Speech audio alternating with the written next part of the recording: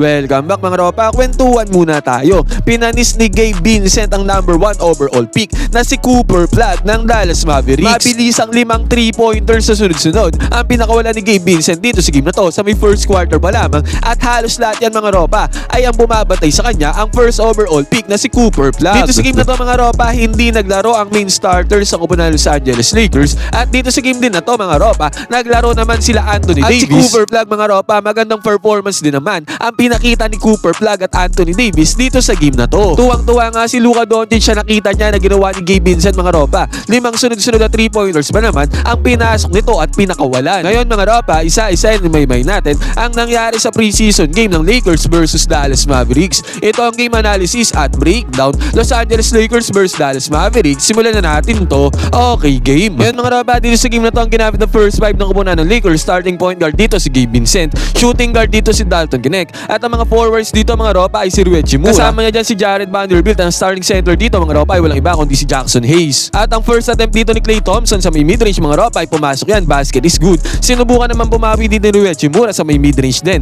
pero hindi pumasok yan. At ganoon din naman ang midrange dito ni Anthony Davis. Ngayon mga ropa, dito sa first quarter ang naging hero talaga para sa koponan ng Los Angeles Lakers ay walang iba mga ropa kundi si Gabe Vincent. Kitang-kita natin dito mga ropa sa may transition, hindi na pinatagal ni Gabe Vincent ang possession na to. Agaran siyang pumukol ng long range bomb. Top of the key mga ropa. Yan ang first 3-pointer ni Gabe Vincent dito sa may first quarter. Basket is good yan. Sinubukan naman bumawi ng 3-pointer dito ng Dallas Mavericks mga ropa, pero hindi sila success dyan. At dito sa may transition mga ropa, si Jared Vanderbilt ang mayroon ng bola. Challenge na dito ang depensa ni Derek Lively. Yun nga lang mga ropa, hindi nakascore dyan si Jared Vanderbilt, pero nakuha pa din naman niya ang bola dito mga ropa at kinik out ulit papunta kay Gabe Vincent. At sa pagkakataon na to mga ropa, pangalawang attempt dito ni Gabe Vincent ay pumasok na naman para sa kanya. Dalawang magkasunod 3-pointers nga ang ginawa dito ni Gabe Vincent. Basket is good. Klay Thompson naman mga ropa, mid-range jumper ulit pero mintis yan. Nakuha naman ni Derek Lively yung bola. Sabay cut ni Cooper Flag dito sa gitna. Easy 2 points na nagawa dyan ni Cooper Flag. Pero ang Lakers mga ropa, again, Gabe Vincent na naman mga ropa nabigyan ng bola dito sa may 3-point area. Walang kaabog-abog mga ropa. Pinukol na naman ni Gabe Vincent ang 3-pointer. At sa pangatlong sunod na pagkakataon mga ropa, sunod-sunod na 3-pointers para kay Gabe Vincent. At ang score dito mga ropa 9-4 dahil yan sa tatlong 3-pointers na ginawa ni Gabe Vincent dito sa pagkakataon na to. Pinanis ni Gabe Vincent ang depensa dito ni Cooper Flag mga ropa sa may 3-point area. Sumubok naman bumawi dito ang Dallas Mavericks sa may right side corner 3-pointer pero mintis yan mga ropa. At dahil sa mintis yan mga ropa, nagkaroon ng fast break dito ang Lakers. At ang gandang pass ang ginawa ni Jared Vanderbilt papunta kay Jackson Hayes. Easy 2 points slam dunk, napadali ang trabaho dyan ni Jackson Hayes. Easy money. At sa pagkakataon na to mga ropa, again Gabe Vincent ulit ang mayang na bola dito. At again mga ropa, sinabayan ulit siya dyan ni Cooper Flag. Pero again mga ropa, sa apat na sunod na pagkakataon, pinanis na naman ni Gabe Vincent ang depensa dito ni Cooper Flag. Apat na 3-pointers para kay Gabe Vincent mga ropa. Sobrang init niya dito sa pagbubukas ng fourth quarter. Ang ganda ng gising ni Gabe Vincent. Nakakuha naman ng 2 points sa koponan ng Dallas Mavericks doon sa may paint mga ropa. At again dito, parehas bumagsak dito si Gabe Vincent at si Cooper Flag. At pagtayo dyan ni Gabe Vincent mga ropa, again, pinukol na naman niya ang 3-pointer mga ropa. Sumabay dyan si Derek Lively mga ropa at sumubok recover dyan sa depensa si Cooper Flag. Pero parehas sila napanis dyan ni Gabe Vincent mga ropa. 5 sunod-sunod na 3-pointers ang pinasok ni Gabe Vincent pagbubukas ng first quarter mga ropa. At sa pagkakataon na to mga ropa, kailangan na talagang bantayan si Gabe Vincent. At ang nangyari dito, nag-attempt ulit siya ng 3-pointer pero this time mga ropa, na-foul na siya dyan ng Dallas Mavericks. At dahil mga ropa, tatlong free throws pa ang napasok dito ni Gabe Vincent. At sa isang iglap mga ropa, pagbubukas ng first quarter, 22-8 ang score mga ropa. Lamang kaagad ng 12 points dito ang koponan ng Los Angeles Lakers. At sa Dallas Mavericks naman mga ropa, ang gandang cut ang ginawa dito ni Cooper Flag. Iwan dyan si Jared Vanderbilt mga ropa, slam dunk kay Cooper Flag. At nag-attempt ulit ng 3-pointer dito si Gabe Vincent mga ropa, pero sa pagkakataon na to, nagmintes na ang tirada niya sa may long range bomb. Pero good pick and roll play naman ang ginawa dito ni Gabe Vincent papunta kay Jackson Hayes mga ropa. Hindi na nakarecover dyan sa depensa si Cooper Flag. Ang bilis ng talon dito ni Jackson Hayes. Sumubok ulit ng 3-pointer dito si Gabe Vincent mga ropa, pero again nagmintes ulit yan.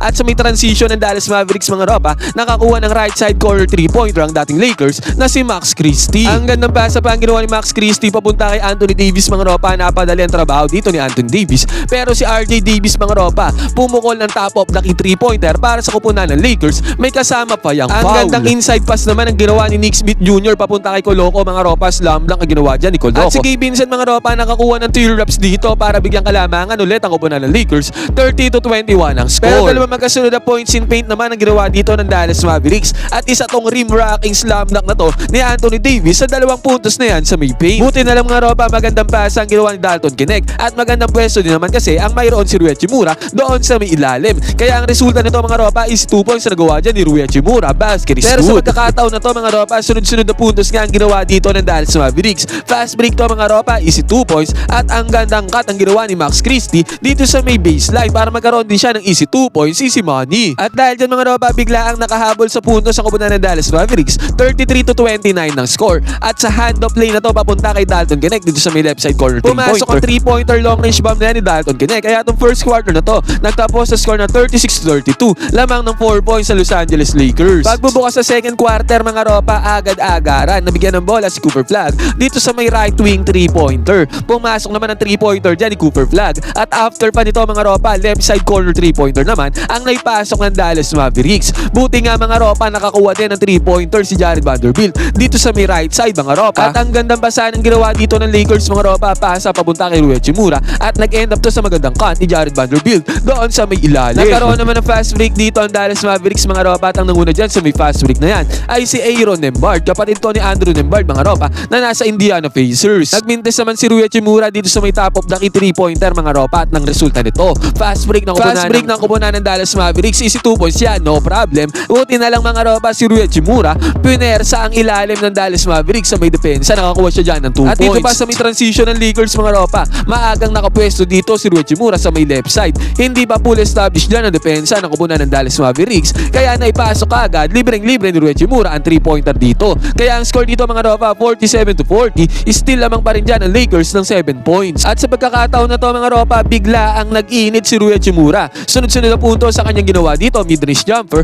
Sumubok naman bumawi dyan si Cooper Flag mga ropa, pero mintes yan. At again mga ropa, Rui Hachimura nakapasok na naman dito ng kanyang tirada. At sa pagkakataon na to mga ropa, na i-kick out ng Lakers yung bola papunta kay Nick Smith Jr. dito sa may left wing 3-pointer. At dahil open yan mga ropa, na ipasok naman ni Nick Smith Jr. ang 3-point attempt niya dyan mga ropa. Basket is good ang long range bomb. Kung kahit sa pagkakataon na to, naging 54-40 ang score, 14 points sa kalamangan ng Lakers. At sa pagkakataon na to mga ropa, stays hot talaga ang kupunan ng Los Angeles Lakers, lalo na si Rui Hachimura. Another mid-range jumper na naman ang kanya napasok dito sa may gitna. Nakakuha pa ng floater dito si Jackson Hayes mga ropa, pumasok din yan. At magandang pasahan ng bola ang ginawa dito ni Gabe Vincent at Jackson Hayes mga ropa. Yun nga lang, hindi na finish ni Jackson Hayes ang magandang pasahan na to. At sa senaryo na to mga ropa, 59-46 ang score. Lamang pa rin ang 13 points dito ang Los Angeles Lakers. Nakabawi naman ng 3-pointer dito ang Dallas Mavericks mga ropa. Basket is good, easy money. Samantala mga ropa, si Gabe Vincent ay gumamit naman ng high screen action dito ni Jackson Hayes. At dahil dyan sa screen na yan mga ropa,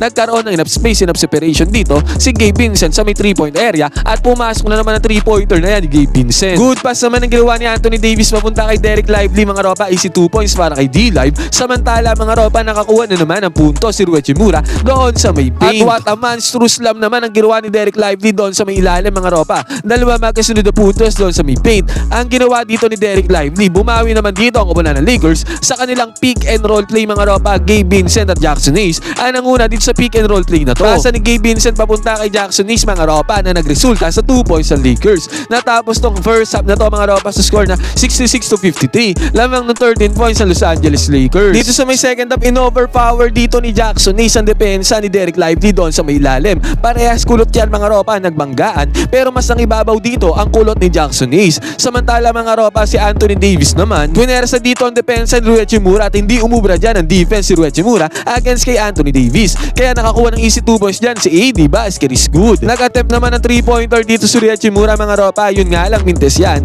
at nag-end up pa to sa fast break na kupunan ng Dallas Mavericks. Dito sa may second half mga ropa, dito na humabol ang kupunan ng Dallas Mavericks. Nakapukol ng 3-pointer dito si Klay Thompson, pumasok yan at back-to-back 3-pointers ang ginawa dito ng kupunan ng Dallas Mavericks mga ropa. This time naman si PJ Washington.